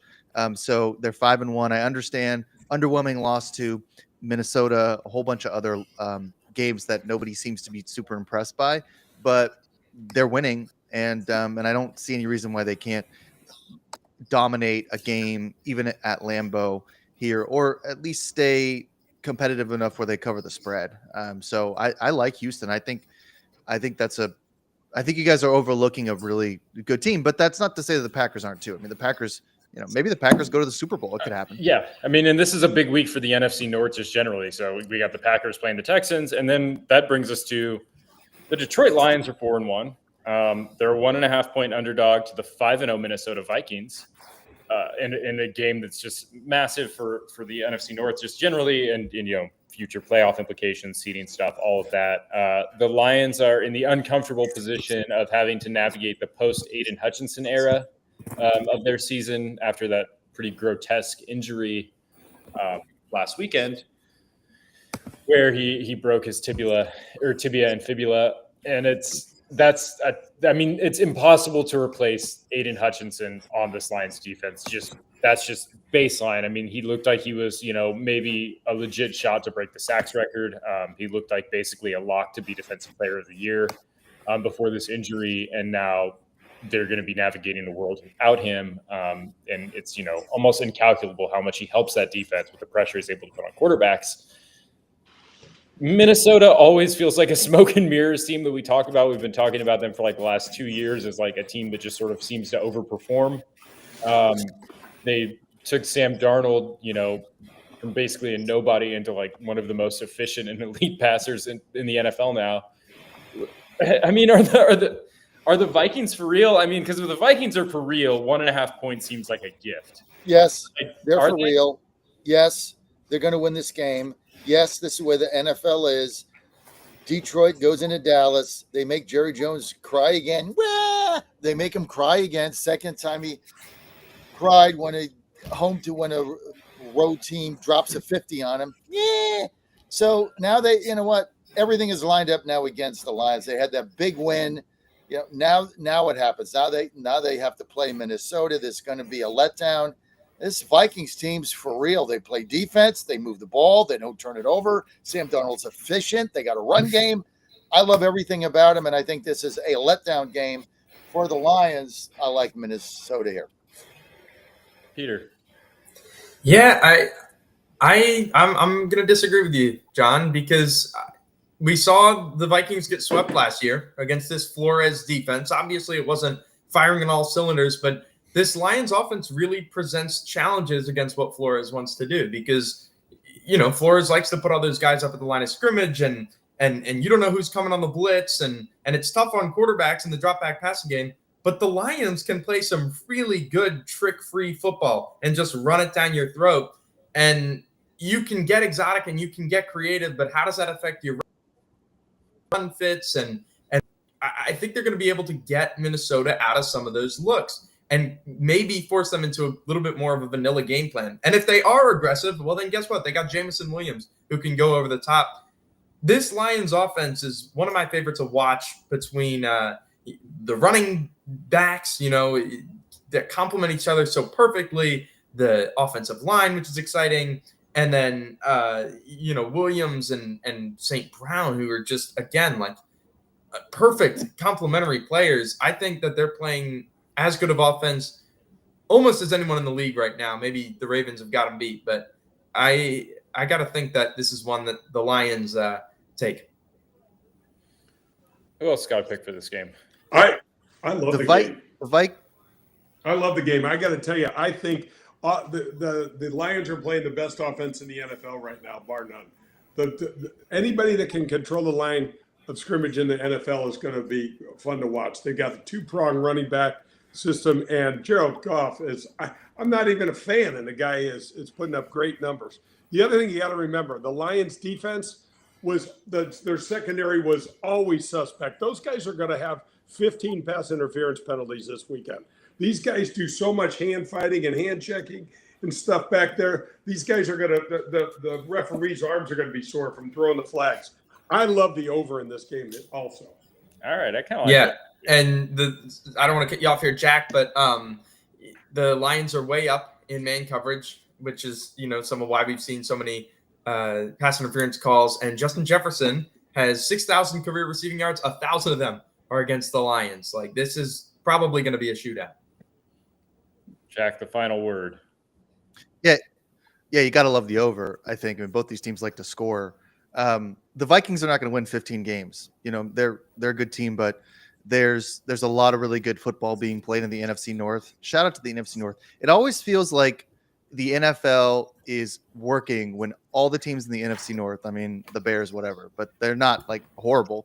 But when every team in the NFC North is good, I just feel good about football. I don't know why. I guess it's just for the NFC North is good for the NFL. Exactly. That's right. That's just it's like the Ravens division, right? The AFC what's that? The AFC North or the AFC North. Same thing, right? When the Ravens are good and the Steelers are good, things are good in the NFL. So I mean, just shout out to the NFC North, but I like the Lions here. I mean, I think big day for Justin Jefferson, sure. Big day for Amon-Ra St. Brown as well. And it's going to be a shootout, but I mean, the Lions are just they're the best team in the NFC North until someone can prove me wrong. And I think they're going to end up winning the division. And all they have to do is start beating these other teams that are overperforming. From one fun matchup to another, Kansas City Chiefs. They're 5-0. They haven't lost anybody. They've performed well, as they seem to always do in one score close games that come down to the final play and the final penalty call and all of that. And everyone seems to be kind of sleeping on the Niners a little bit. They've stumbled out of the gate. They're 3-3. They have some pretty, not great losses to Arizona. That was a head scratcher. The Rams wasn't a very good loss. They looked good against Seattle. Seattle looked helpless in stopping them. I think that's the 49ers team that I'm afraid of, but they haven't shown up as much as you would think they should be this season. And, they're a 1.5 point favorite at home still, though, against the Chiefs.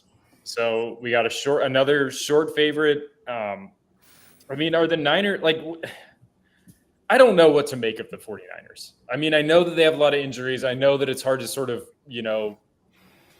judge how much McCaffrey's absence has made for this offense. It seems like everyone can run well in a Shanahan offense on some level, but obviously McCaffrey's sort of a generational talent at the position, and they've just looked inconsistent. They've put a lot more on Brock Purdy. I mean, do the Niners just go out and just silence the critics and hand Kansas City their first loss here? I'll lead with Peter. John, real quick, what would you say about a quarterback who's 17th in passing yards, 6 touchdowns, 6 interceptions? Sounds like he'd be starting on the Titans. He would. That's not Purdy. That's Mahomes. Like, Mahomes is having a really pedestrian season so far. And for an undefeated football team, the Chiefs' offense has been pretty sleepy. I mean, just move the chains when they need to. Mahomes creating a little bit off schedule, but they are not taking shots down the field, and they're relying on their defense, which is allowing 17 points per game. This is one where, I was a little bit surprised initially to see the Niners favored at home just based off record and the Chiefs somehow squeaking out every game.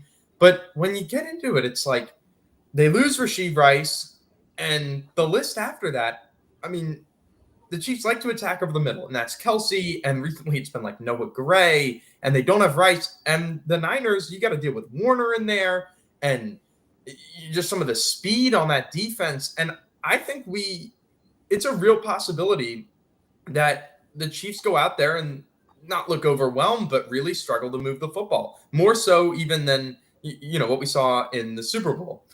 On the other side of things, it's a matchup, I think, that really comes down to the 49ers' ability to separate, because the Chiefs and what we saw in the Super Bowl was that the Niners just couldn't beat that man coverage, and the Chiefs run press coverage 10% more than the second highest team in the league. They live in it. And for the Niners, they're banged up and they're injured, but I feel like coming off a Super Bowl loss, that's going to hurt, and you get this Chiefs team that's a little bit at least disappointing so far. I kind of like them in this one. I like the Chiefs. I mean, you just bet on them, they win, you cash a ticket. It's pretty easy. You don't even really have to think about anything. Let's see, who should I bet today? Chiefs? Are they going to win? Yes. Do I go and cash my ticket? Yeah, that's basically it. I mean, 49ers are banged up. They're up 1 week, down one. Who the hell knows?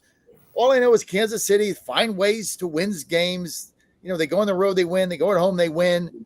So they keep winning. Speaking of winning, rosiesgaming.com. That you want to win and have fun, go to rosiesgaming.com. If you're in Virginia anyway, they're all over the place. They got the lowest takeout. You got the highest payouts. You got the highest jackpots. They got the best atmosphere. If you like to have fun and you're anywhere around Virginia or you're on the outskirts, just go to rosiesgaming.com. By the way, they're in Hampton, Richmond.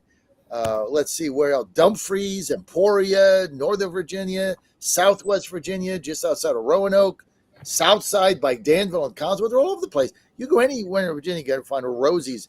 You know why? Because they want you to have fun and win money, and they have the biggest jackpots. And all you're going to do is go to rosiesgaming.com. Plus, if you like to bet the horses, you go right upstairs. You got the book there, OTB. You like to bet on our teams, go to GodzillaWins.com. Then you go to Rosie's right upstairs. There's a sports book upstairs. You can do that, have fun. It's just a fun atmosphere. rosiesgaming.com. Have fun, win money. By the way, great place for a date, great place for take your significant other, right? That's where good things happen. Go to Rosie's. Some of you might get lucky twice. rosiesgaming.com. Way to go. Can I talk about the 49ers real quick? Yes, please. What team have we ever talked about that's ever a serious Super Bowl contender that doesn't pay their quarterback? You want to talk about one of the most fortunate things that's ever happened in the history of the NFL is Brock Purdy. He's Mr. Irrelevant. They put all of their money on Trey Lance, who's now backing up Dak, I think, for Jared. I mean, how lucky did the 49ers get? And I really believe that Brock Purdy can play. I really do. And so they've got all of these stars out here. but I don't think the 49ers are healthy enough. I think Mahomes goes in there and somehow figures it out. I'm with John. I hate betting against Pat Mahomes. I can't stand it. It makes me stand up on my couch the last quarter.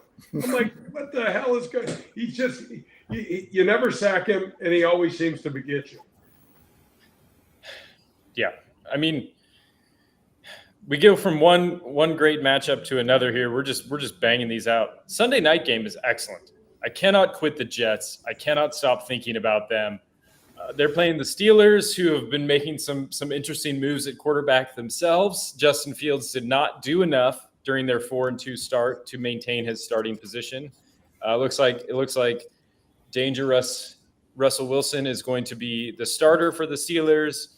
The Jets have lost 3 games in a row, but it's worth noting that they've come 3 losses by a combined 10 points. These have all been close games, and honestly, as the season sort of progresses, they look a lot better now. I mean, the loss to the Broncos have a little bit more life than we thought they did.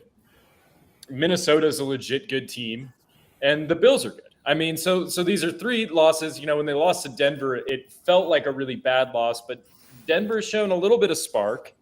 And it was, and the Minnesota and Buffalo loss. I mean, that's just, those are good teams. And they played all of them close. So you're the Steelers. You're at home. You're playing great football. You're winning games. You really should have beaten Dallas, right? Mm-hmm. 4th and goal, 20 seconds to go. They do a pick play. It was a great play. 2 a.m. You really should have won that game. It should be like 5-1 or something. And now you go home and you're playing a team that's underperforming, and you're an underdog in Pittsburgh at home. I don't care if they start Russell Wilson or Justin. I really care who they start. They're better football team. Pittsburgh is a good team. And so the fact that they're being disrespected at home is incredible to me. I mean, I looked at this game. I expected, I'm going to have to lay 3, maybe, do the money line. Now I'm looking at the money line plus 115. I'm betting that. I don't need no stinking 1.5. I love the Steelers in this game. The Jets are toast, baby. I mean, they're kicking field goals, hitting the upright, the pass interferences at the end of the game. This team is in disarray. And then you got, basically the coach of the team is Rodgers, and now you got to go to Pittsburgh. This is your worst nightmare. Steelers win this game. I mean, it's worth noting that I think that Peter, I mean, tell me if I'm wrong, but I feel like the Jets are like Todd Downing. We were all not terribly optimistic about him modernizing the offense. And then he goes out in his first sort of week, in charge of the offense and runs motion on 73% of their offensive possessions. He finally makes us look like an offense kind of does in the modern NFL, like a good offense does. He started using this motion that Rodgers was sort of like seemed ambivalent about. I think there's reason for hope now with like Devontae Adams. The defense didn't play great to start the season, but they've really rallied the last few weeks and played a lot better.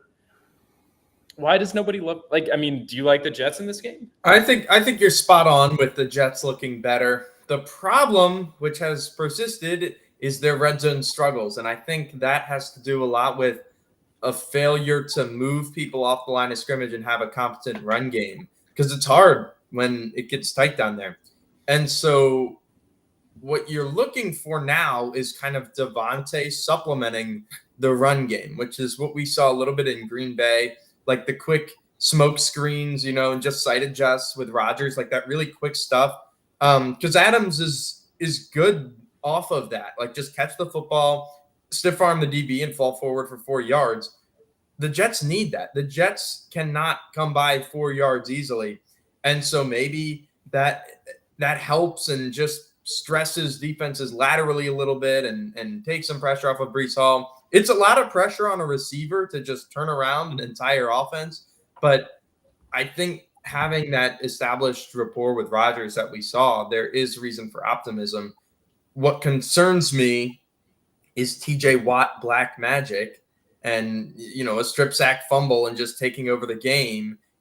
And in Pittsburgh, it seems crazy for them to be the underdogs. I feel in my head that the Jets should win, but this is a weird Steelers Sunday night game that I just don't think they lose. Jack or Jay, do you guys have thoughts on this game? I love I say Pittsburgh take the getting Jets. points at home. Sorry, Jack. I love Pittsburgh getting points at home.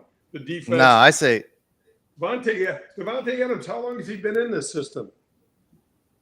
4 days? 3 days. Well, but but he was in it in fine. Green Bay. Yeah, but Right. there's the muscle memory of Green Bay. Yeah, like I mean, How he'll be many other fine. guys played on that team? But Devontae Adams was like the guy in Green Bay. I mean, he'll be fine. I like the Jets here. I mean, I don't want to overthink this. I think the Jets are better than 2-4, and the Steelers aren't that good. So I'm taking I'll lay the points. The only thing that worries me is Russell Wilson. Why change quarterbacks, man? Why make your offense worse just for no reason? Like, why Let's hold the why ball and eliminate take that the running sack. threat of Fields? So Fields was a dump off passer, whatever. He's tossing to running backs, not taking deep shots, and it's like, okay, but at least he could run. And then you just get Russell Wilson, who's going to dump it off to running backs and not run. That's all they did. They just take that occasional sack for 12 yards. Yeah. it wasn't like Fields was leaving tons of yardage on the field and not hitting open receivers. The Steelers don't have the receivers that you need for a change like this to be justifiable, in my opinion. Yeah. Okay. Well, Tomlin brought Russell there. He brought him there, and He brought Fields there too.